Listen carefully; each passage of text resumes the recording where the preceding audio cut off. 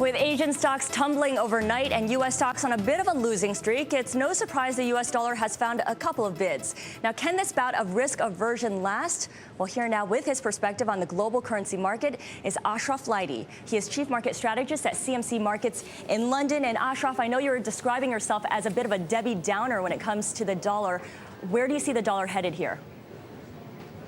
Yeah, basically we were saying that really the only good thing that could happen for the dollar would be sort of a bad thing that would happen for the stock market. And I'm not only talking about the S&P and the Dow really coming back down, but we're looking at a sort of more of an unwinding from the high-yielding plays into the more exotic equity markets in Brazil and in India. Last week we had a warning that basically there was a topping pattern there in those charts, and at the same thing with oil not being able to go above 82, with the S&P not being able to go above 1100. Where do we see it going? I mean, we would say that there would be more of dollar gains coming against the British pound and against the Canadian dollar, really dragging down the pound back towards the 157 and 152. The euro, Scarlet, we would say it would have more support around the 145 level. Okay, now Ashraf, how about Thursday's GDP report? How is that going to change the game here?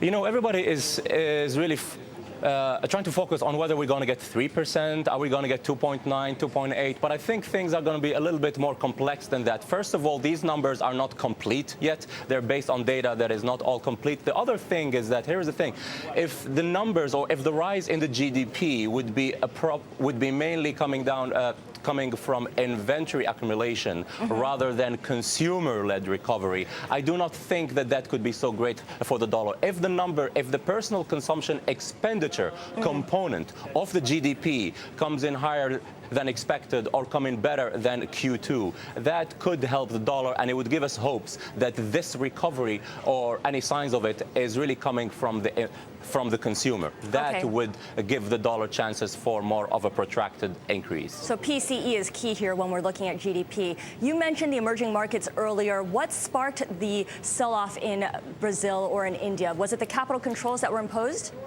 I do not think the capital control, that's really like to close the barns after the horses have fled, but I think it's more of an overall thing here. You know, you're looking at risk appetite cannot really stretch more here that we saw, whether we saw in the Hang Seng, whether we saw in these equity markets, and whether we saw in oil again. You know, we did break 76, but 82 was a 100-week moving average in oil, and it was very hard to break that. And the same thing with the S&P, again, 100-week moving average, or really the 50% retracement from the all-time high in the S&P to the 666 lows. Right. When you retrace 50% of that, 1,100, we could not go above that. And with bond yields going up, that's not really, really good for equities. Okay, a lot of resistance levels there. Thank you so much. I've been speaking with Ashraf Laidi, chief market strategist at CMC Markets in London.